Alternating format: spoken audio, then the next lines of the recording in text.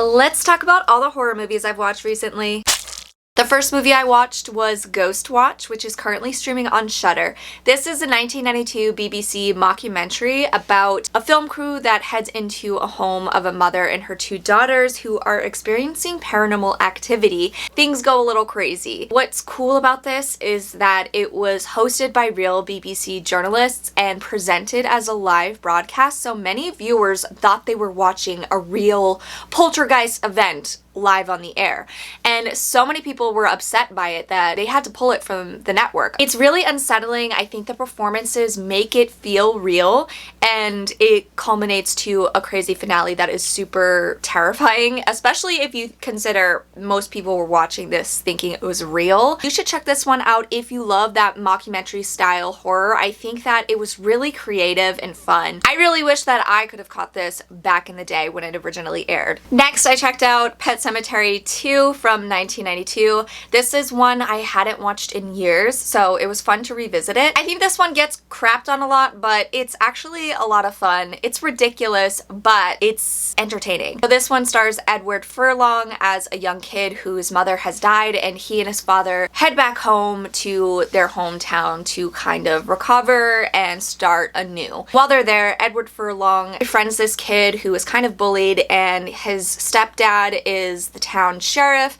and he's played by Clancy Brown, who is fantastic. He's just very scary, and he gets even scarier because he dies, and because the kids don't want to get in trouble for it, they bury him in the pet cemetery, and he comes back to life, and he's even worse. I think that he eats every scene up in this movie. He's so fun to watch. I think it's just fun. It's silly. It's not as scary as the original, but I think they took the original story and just made it campy and over the top. I think it's silly fun. It's a perfect 90s horror. Then I checked out Frogman, which is a new found footage horror about a group of people who head out to the woods and try to find evidence of this infamous urban legend called Frogman.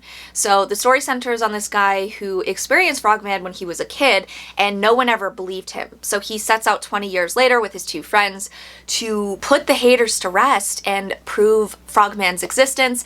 And it's kind of got that Blair Witch Project feel, where these characters head into this small town that has become known for this Frogman legend, and they're interviewing people on the street, and there's some fun characters they meet there along the way, and then they camp out in the woods and have some crazy encounters with the Frogman. I think this one is really inventive and fun. I think it's well paced. The characters are really likable, and then when you actually get to see the Frogman and find out what's actually happening in this small town, it's insane. It's bold and over the top. I had so much fun watching everything unfold, and it's just impressive what they were able to accomplish with so little. And the Frogman looks really cool. Some of the special effects in this are really great, and I think it's a blast. If you like found footage horror, if you like Blair Witch Project meets Willow Creek, you'll like this one. I watched Stopmotion from this year. It was a really disturbing movie, and that made me feel very weird. So this is about a young woman who is a stop motion artist, and her mother was a really famous stop motion artist, but she's very abusive and has this very toxic relationship with her, and the mother never kind of let her daughter shine. And then something happens where the daughter gets to take over and actually make her own stop motion film, and it is creepy as hell. The stuff, like, they actually mix the stop motion into the film, so you're not only watching her actually create the stop motion story, the story actually plays out for you, and then parts of the stop motion film come into her world, and it's so weird and gross. There's some really nasty body horror moments in this. It's very psychological and trippy, and it just feels heavy. It's about, you know, being an artist and how far some people will go to bring their art to life, and it's just dark. It goes to very dark places, and it will make you look at steak differently. Then I revisited Orphan from 2009 because I was having a sleepover with my niece, and you know what? I forgot how dark this movie is. First of all, this movie starts off with a very traumatic event involving pregnancy and childbirth, and I did not remember that. It was just shocking and upsetting, and I'm like, whoa. they're really going for it with this opening. And then soon learn that this family has experienced some child loss and that it's really affected their family and the relationship between the husband and wife. And the husband really wants another child. So the mother, played by Vera Farmiga, she kind of essentially gives in to her husband's wishes because she wants to make him happy, so they decide to adopt a child. And they find Esther in this little orphanage, and she seems like the perfect little weirdo to bring into their home.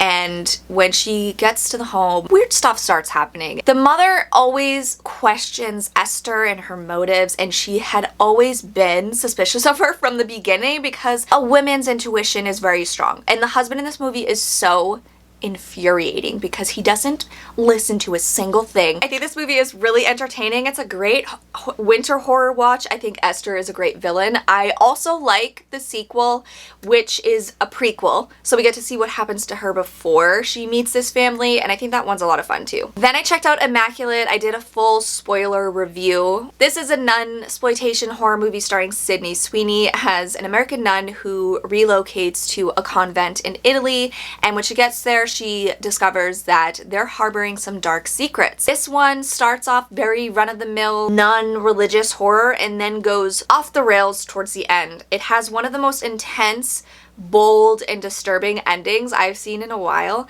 and the ending, it elevated this movie for me. Sydney Sweeney is so good, and I don't like when people attack her and her acting ability because I think she's fantastic.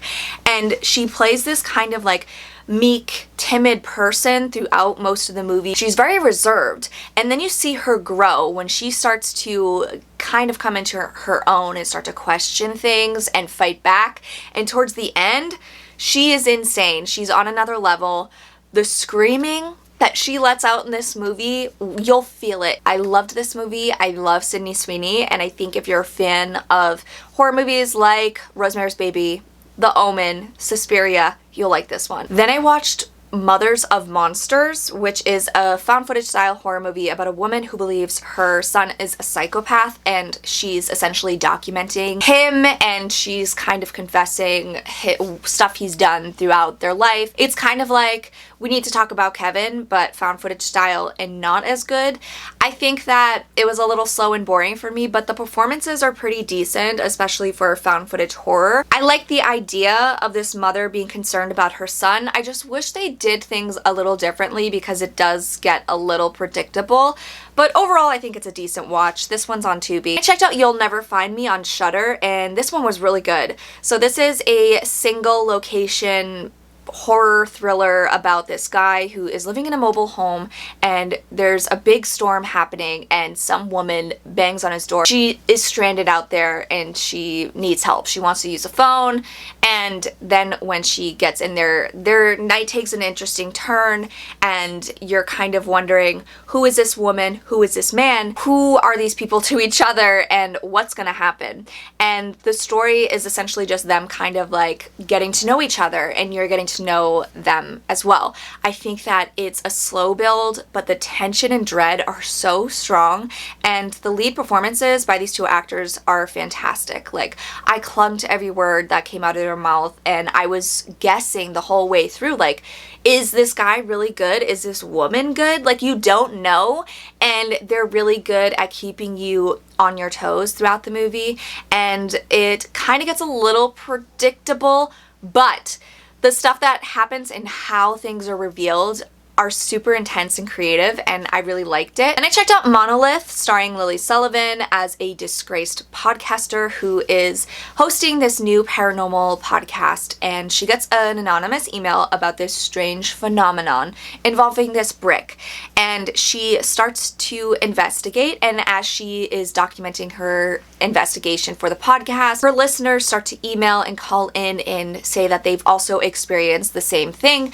so it ends up taking her on this interesting conspiracy journey where she's learning about this thing. It's also a single location style horror, and It's really all hinges on Lily Sullivan's performance, and she's fantastic. She has this very strong voice that works well in the podcast format. I think that the sound design is really good and the story is interesting. It's unique. Then I checked out Night Shift, which is another 2024 horror. This one stars Phoebe Tonkin as a woman who is seemingly on the run from her past, and she takes a job working at this seedy motel called the All Tucked In, which I think is really cute, and she's working the night shift, so she's all alone, and we get to see her interact with some of the guests who were really interesting, and she keeps having like horrifying visions throughout the evening, and she thinks that this place is haunted. And I just thought that it was so much fun. It is really entertaining. It feels almost kind of like a early 2000s horror movie that you would see on Lifetime, and that's not a bad thing. I think that it's really entertaining. Phoebe Tonkin is great as the lead, and I think it's fun. Like, what's happening is silly, and it does have a ridiculous twist, but I had so much fun with it. Then I ended off the month watching Slay, which is a Tubi original. This is about a group of drag queens who are booked at the wrong venue and end up having to perform at a biker bar. And while they're there, they're trying to make the most of their night, make some money, and then some vampires show up and they have to fight for their lives. This one was surprisingly so much fun. It's super silly. The drag queens are really fun to watch. I think they were contestants on RuPaul's Drag Race, and just watching them riff off of each other and their delivery of some of the jokes and the sequences in the movie are really good, and I liked a lot of the other characters that we get to meet in the bar too. It's just silly and it's super colorful and lighthearted, and it feels kind of like a little bit of From Dusk Till Dawn, but not that serious. They're very aware of the genre, so they have discussions about different vampires in different vampire movies and what works to kill them. I had a smile on my face the whole time, so I think if you want to have some fun and just relax, not worry about too much, and kind of take a breather off of more disturbing horror that you might have watched, this is a nice refresher. There you have it. That's everything I've watched recently. We had a lot of fun new horror movies this month, and we have even more movies coming out in April. We have Abigail coming out, The First Omen, I think Humane. There's so many, and I feel like I cannot keep up. I still need to see Late Night with the Devil. Like, we're getting fed this year. So let me know if you've checked out any of the movies I talked about, what movies you think I should check out, and what you're looking forward to over the next few months. And thanks so much for watching, guys. I'll catch you next time. Bye.